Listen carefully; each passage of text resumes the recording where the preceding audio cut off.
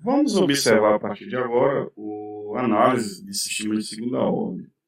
No caso de sistemas de primeira ordem, variações nos parâmetros desse sistema, eles alteram apenas a velocidade da resposta. Ou seja, por exemplo, eu aplico aqui um degrau na entrada, de T, e de acordo com as características do meu sistema, essa velocidade aqui para atingir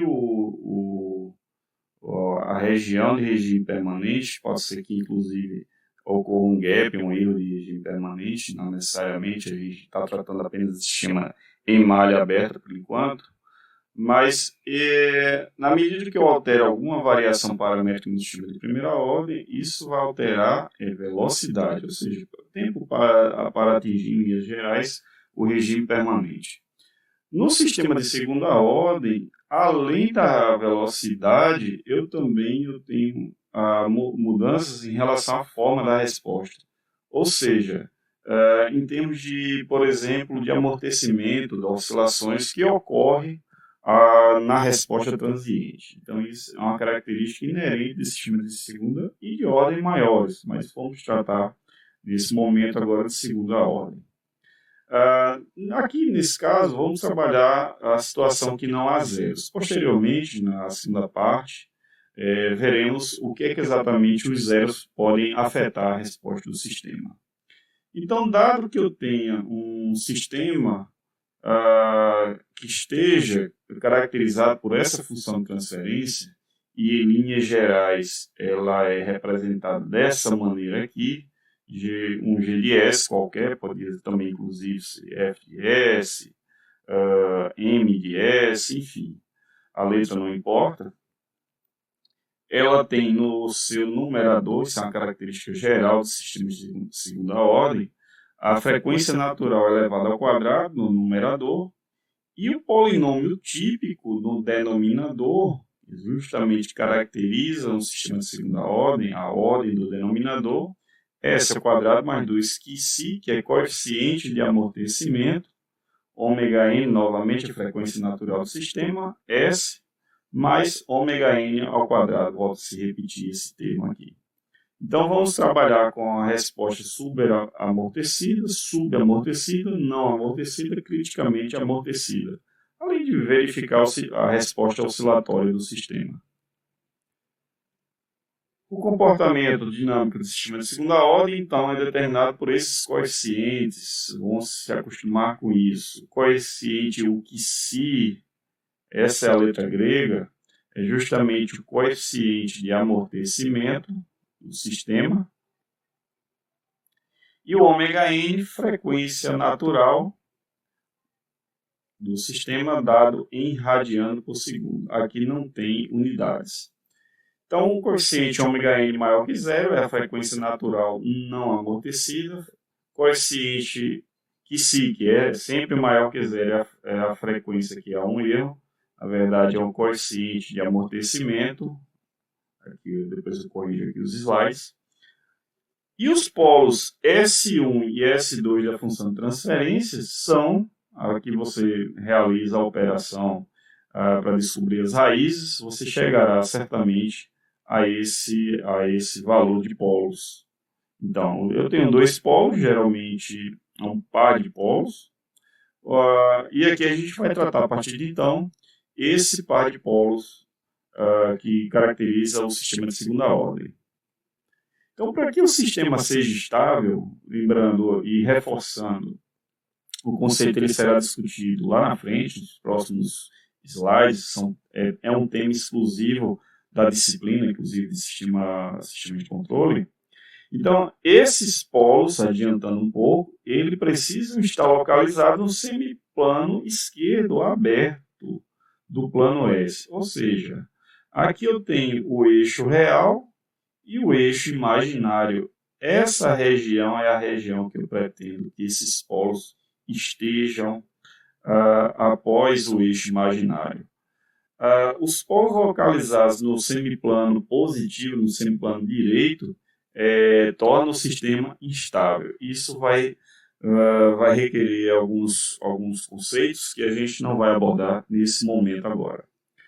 O coeficiente de amortecimento, que se ele pode assumir os seguintes valores. Então, eu posso ter entre 0 e 1, tornarão os polos complexos conjugados a característica de um sistema subamortecido. Quando eu tenho que se igual a 1, os polos são reais e iguais, é um sistema com amortecimento crítico. Quando eu tenho que se maior que 1, os polos são reais e distintos, ou diferentes, como queiram chamar, e é classificado como um sistema superamortecido ou sobreamortecido. E o que se igual a 0, o sistema não é estável, ele é marginalmente estável, a gente vai entrar nesse conceito posteriormente. E a resposta do sistema é oscilatório, ou seja, não tem amortecimento algum. Tratando de um sistema subamortecido, ou seja, nesta faixa do coeficiente de amortecimento entre 0 e 1, que se, eu vou ter polos complexos conjugados, apenas substituir, lembrando, a gente sempre se relaciona a esta função, a essa característica, função de transferência característica de um sistema de segunda ordem. Quando eu tenho essa relação entre 0 e 1 aqui no QC, eu vou ter polos complexos conjugados, as raízes desse polinômio no denominador. Outra característica, outra nomenclatura, como queremos chamar, é ômega D, considerado ômega D ou ômega N raiz de QC ao quadrado menos 1. Esse termo aqui, que se chama, convém se a chamar a frequência natural amortecida, também dado em radiano por segundo. O QC também pode ser calculado pelo cosseno de beta. Em relação aqui, então eu tenho dois polos conjugados, complexos conjugados. Eu tenho a localização aqui, a parte real, e aqui vai ser a parte imaginária. Como é que é a localização desses polos? Bem, são simétricos, então essa localização no eixo real, ela é relacionada a menos que se ômega n, essa partezinha aqui, e aqui no eixo imaginário, j ômega d, que é justamente essa parte. Eu posso calcular esse QC através da formação do cálculo desse ângulo que se relaciona em relação ao eixo, a uma reta que é construída da origem até o polo em questão. Isso daqui será teu ômega n, e esse ângulo a partir do eixo real é o beta. Isso é você tendo esse ângulo e aplicando o cosseno, você vai retirar o valor de QC, o valor do coeficiente de amortecimento.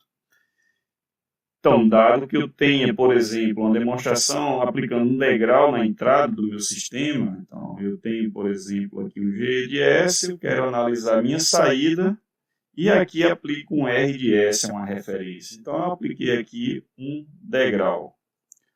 Nesse caso, toda a matemática está sendo aqui observada, apenas a ilustração do que vocês já sabem, aplicando aqui uma fração, uma expansão em frações espaciais, ele vai apenas desenvolver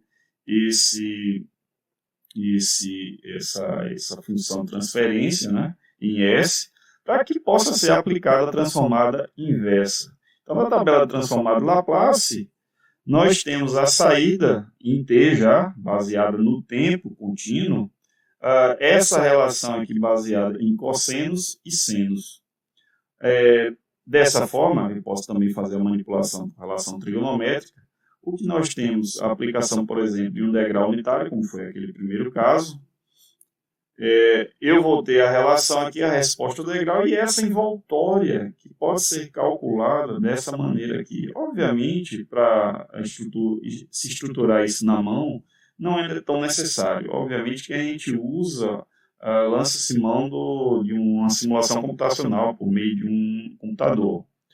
Então, o que é importante aqui é entender que, ao aplicar um sinal do tipo degrau na entrada, eu vou ter um sistema, de certo modo, oscilatório, mas com amortecimento. Então, ele vai decaindo ao longo do tempo até chegar em regime permanente. Aqui um exemplo para que si igual a 0,3. Em um sistema oscilatório, o que si é igual a zero. Nesse formato, eu tenho que polos complexos conjugados. Está aqui a localização no plano S, seria desse formato aqui. Então, são simétricos e esses polos estão localizados em cima do eixo imaginário, localizado em Jωn. Então, a demonstração, novamente, sempre estamos relacionando com degrau. Se faz o que si igual a zero, aqui nessa substituição, eu vou ter essa relação que, obviamente, quando eu aplico, desenvolvo, faço a expansão em frações espaciais e aplico a transformada de Laplace inversa, vai me fornecer que seja 1 menos cosseno ômega nt. Dessa forma, ao aplicar um degrau do tipo unitário, ele vai ter essa situação aqui oscilatória o tempo todo. É o que a gente chama de sistema marginalmente estável. Não entraremos nesse detalhe ainda do conceito do que seja marginalmente estável. Quando for como tratarmos em estabilidade, falaremos sobre isso. Sistema com amortecimento crítico, eu já vou ter um que si igual a 1. É o limite dele, é apenas uma convenção que se denominou. O que é que vai acontecer? Substituindo novamente o que si igual a 1 naquela função de transferência, estou reforçando sempre que essa função de transferência ela é bastante conhecida no nosso meio, na área de controle. Então, quando eu faço isso daqui igual a 1, eu vou chegar a ter, fácil de demonstrar, que no denominador haverá dois polos reais iguais a ômega-n, menos ômega-n. Então, existe um polo duplo. Quando eu tenho a demonstração para que si igual a 1, e aplicando novamente o degrau, nós teremos essa relação aqui, onde eu faço a expansão por frações espaciais e novamente descubro, faço a estimação da função contínua no tempo para a saída. Isso quer dizer que eu aplicar novamente esse degrau, a minha saída se comportará desta maneira, aqui para que si igual a 1. Um sistema super amortecido vai equivaler a ter que si, o coeficiente de amortecimento maior do que 1. Isso vai dar dois polos reais distintos, que está nesse valor aqui, e a demonstração, aplicando aqui um degrau, novamente aqui na entrada, eu vou ter na saída essa demonstração aqui, apenas que vocês possam desenvolver, eu sugiro até que, inclusive, vocês façam como exercício. E quando chega aqui, você vai fazer expansão em frações espaciais e vai utilizar a transformada de Laplace inversa, que será obtida dessa maneira, nesse formato. Aqui uma demonstração para que si igual a 1, ele tem uma velocidade maior, não há oscilação, eu tenho a diminuição do meu regime da minha resposta transiente, com que si igual a 2 o sistema se torna mais lento, ou seja, demora a chegar mais em regime permanente. Aqui são gráficos nessa figura que você tem variações do coeficiente de amortecimento que si, a indicação aqui vai de 0 até 2 nesse gráfico. Então, conforme vocês estão percebendo aí, as respostas dos sistemas subamortecidos, ou seja, que si menor que 1, eles cruzam o valor final mais rapidamente, o valor inclusive mais rápido do que a resposta de um sistema de amortecimento crítico ou superamortecido. Porém, há essa oscilação aqui que deve ser observada e vamos trabalhar, inclusive, como especificar melhor a nossa resposta, como, por exemplo, é o que a gente chama de overshoot ou máximo sobre sinal. E outros parâmetros também que estão envolvidos em relação à parte de tempo. Aqui, novamente, um gráfico mais limpo, sem os valores de QC, mas apenas fazendo a analogia com o tipo de gráfico e o tipo de sistema, o tipo de classificação. Então, tem o não amortecido, oscilatório, subamortecido, criticamente amortecido e o super amortecido. Aqui um resumo, justamente com os valores de QC, a localização dos polos no plano S, e a resposta ao degrau, reforçando ao degrau unitário, mas poderia ser também, inclusive, outro valor de amplitude. Reforço sempre isso, não se acostume apenas a pensar que o degrau é sempre unitário. Não, não é isso.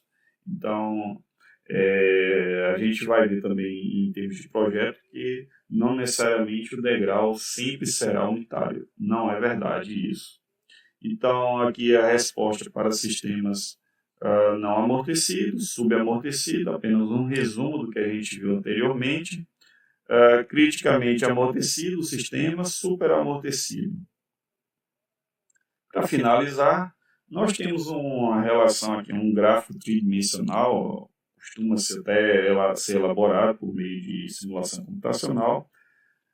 Na medida que eu tenho aqui a variação de QC, a variação de ômega NT, e a variação aqui da amplitude.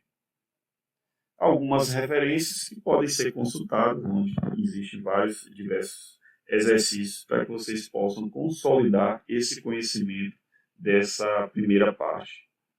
Até o próximo vídeo.